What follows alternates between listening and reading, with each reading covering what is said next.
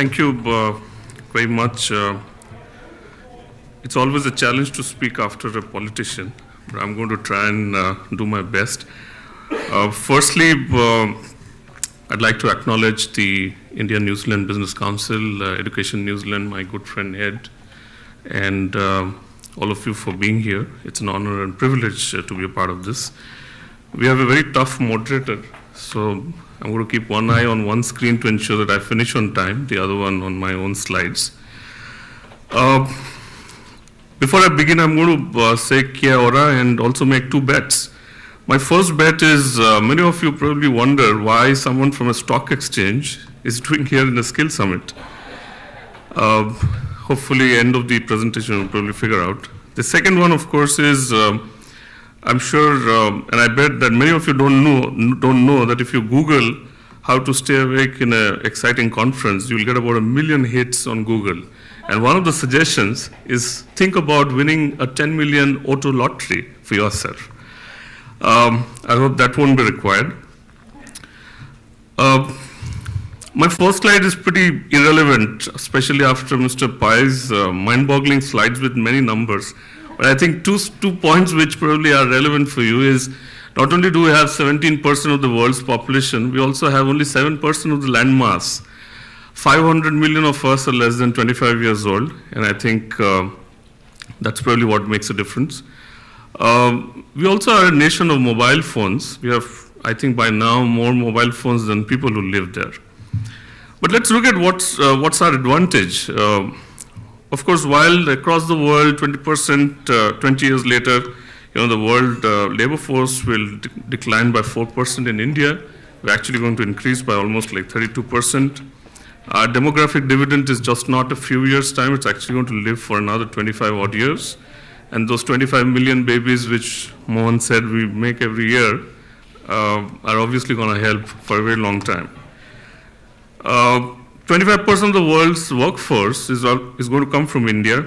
Almost 100 odd million people are going to be required in our top 24 sectors by 2022.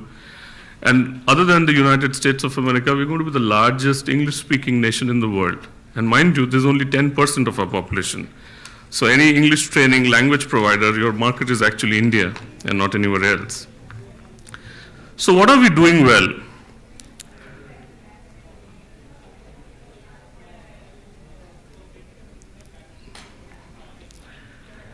So before I go there, I want to also give you a quick fact sheet. These miraculously accurate numbers are actually from our own ministry's website. And I'm equally surprised as much as you are that we have actually 150,000 odd schools. We have about 338,000 odd colleges, about 760 universities. These are much, much bigger than probably the 8 you can count on. We can't even remember most of the universities we have. But the sad thing is, almost like 47 million students drop out after class 10th, and almost like 36% of the children don't finish their elementary education. The last one is a little strange, which says that out of every, 13 out of every 100 students don't actually consider education too important, and you'll realize why it is so. So what are we doing right? We've recently implemented a one nation, one tax, GST. Never before has it been done, and especially never before for such a large country. Make in India, we are now pushing for more governance and less government. The Clean India campaign called the Swachh Bharat. Our Pradhan Mantri Jan Dhan Yojana, the largest financial services inclusion program. We recently sent our first mission to Mars. And of course, we've obviously have the largest pool of scientists and engineers. And if this does not impress you, let me also add that we are the best test playing nation in the world. The best test cricketer and the bowler come from India. And our women's cricket team actually reached the World Cup final just a few weeks back. So what really are our skills challenge? First and foremost, vocational skills are not aspirational at all. So while we all talk about the need for vocational skills, it's not aspirational. It's actually not seen as a great career option. We have a huge employability challenge with the university graduates. Most of them clear the university system but are not employable. Our linkages between vocational programs and conventional education is very poor. Our vocational programs are not really aligned to industry needs. There's too much of emphasis on classroom road-based learning. The emphasis is not on task but on credentials, so it's more certificate driven. And the job creation is not linked really to what we are training them up. So I thought I'll add some more stuff to our slides, and this is not an economics class, but I thought I'll give you an overview about what we do on unemployment. So in the Bombay Stock Exchange, we run a household survey covering about 160,000 households and covered across urban and rural India, where we map unemployability. And we basically ask all these households 4 questions. Are they employed? Second, are they unemployed but willing and actively looking for a job? Third, they're unemployed, willing but not actively looking for a job. And the fourth one, unemployed, not willing, not actively looking for a job at all. So the last one typically is housewives, students, retired people. The third one are a set of people who are at the cusp of employment. They probably are looking for an opportunity to get in. And the second one are people who are willing, actively looking for but are not getting. And of course the first one is people who are employed. So if you actually look at this data, you will figure out that our current unemployment rate is close to about 3.3%. Our labor participation rate, which is basically a percentage of our total population, is about 47.03. Our greater labor force participation, which actually includes people who are not actively looking for, is a little higher at 51.17. Our unemployment rate, has actually dropped to about 3.13%, and it's expected to go down soon. And our greater unemployment rate is actually at about 16.53. So what does all of this indicate? Sorry, I have a few more economic slides, and hopefully you'll like. So one is, of course, the challenge that our women participation in the workforce is actually quite low, and there's high unemployment. And if you look at the urban female numbers, you'll figure out that, why that's a cause of concern. This is how our skyscrapers look like. The last few cities actually are the ones which have very low labor participation. State-wise participation, the last few are the ones where unemployment rate is really low, but the ones on the left side are the cause of concern. And this is really what our skilling challenge is. So if you look at the last 2 bars, you will realize that pretty much people who are graduates in class 12 really struggle to get anything sensible. And if I try and plot the unemployment rate versus the labor force participation, you'll realize that the real crux of employability, which actually should be from age of 19 to 29, is really where we struggle hard. These are obviously deep-rooted challenges, and we are working at how to fix it. But that's not true on the job opportunity side. So if you'll actually look on the other side, you'll find that our top 20 or top 10 sectors really have job opportunities. It's just that there's a disconnect between what we train, what we teach, and what the industry wants. So how are we fixing it? Number one, our skill mission is chaired by our Prime Minister himself. There can't be a much more stronger commitment to skill development. We now have a separate ministry for entrepreneurship and skills. We have a completely funded program from the federal government for acquiring skills. So anyone can go to a training center accredited and acquire skills, and the government pays for it. We now have a nodal body which looks at implementing the skills program. And we've also got into introducing skills in schools.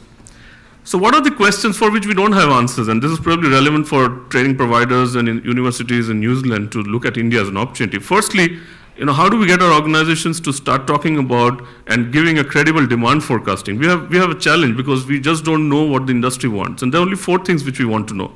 What are the skills they want? When do they want? Where do they want? And where do they want? Obviously, we can't be skilling at one part of the country and expecting that there's a huge migration. How do we ensure that we're training for the jobs of future? There's a huge amount of machine language, robotics, which is going to, be a part of the industry. And how do we ensure that we're not skilling for trades which are redundant already? How do we ensure that, it's not just wage skills? Even if we grow at about 7.5%, our country can't create so many jobs. So we'll be happy to export some of them back here. But can we also train them for livelihood skills? Can we make them job creators and not job seekers? How do we align our skills program to include diversity and inclusion? You'll be happy to know that we actually modified our Disability Act some time back, And now, not only are we expecting organizations to look at diversity and inclusion of the marginalized youth as a part of their own skill ecosystem. So how do we look at more gender diversity? How do we look at including veterans, armed forces, retired guys into our skilling ecosystem? How do we ensure, disability, not just physical, but also motor disabilities as a part of our entire framework? And then apprentice. So our entire apprentice framework was actually stillborn. We run about 1,038 ITIs across the country. The top 100 are probably the best in the world. The bottom 300 needs to be shut down. The middle needs probably a correction, and we are working towards it. But there's a national apprentice scheme which has just got launched with a huge budget, and you'll be happy to know that our first set of apprentices have actually gone to Japan a month back to start working for Japanese industries. So we are now embedding apprentices as a part of the entire skill framework, and we are expecting that these guys will be able to go and, I need another minute. So what's the progress that we have made so far? One is, of course, we now have a flagship budget which is fairly large. World Bank, incidentally, has just announced $1 billion grant to the government of India, out of which about 40 million will be used for skill development, payable over 15 years of time with a 5-year moratorium at an absolutely throwaway rate of interest. We've now completed almost like 1.7 million people, and we have certified almost like 1.1 million people. There's a huge number of people expected to get through our qualification framework. We have almost like 1,700 qualification frameworks which have now been released and done so. I have 3 quick stories about people who have gone through. There's a young guy called Sagar who underwent a financial course with the Bombay Stock Exchange Institute.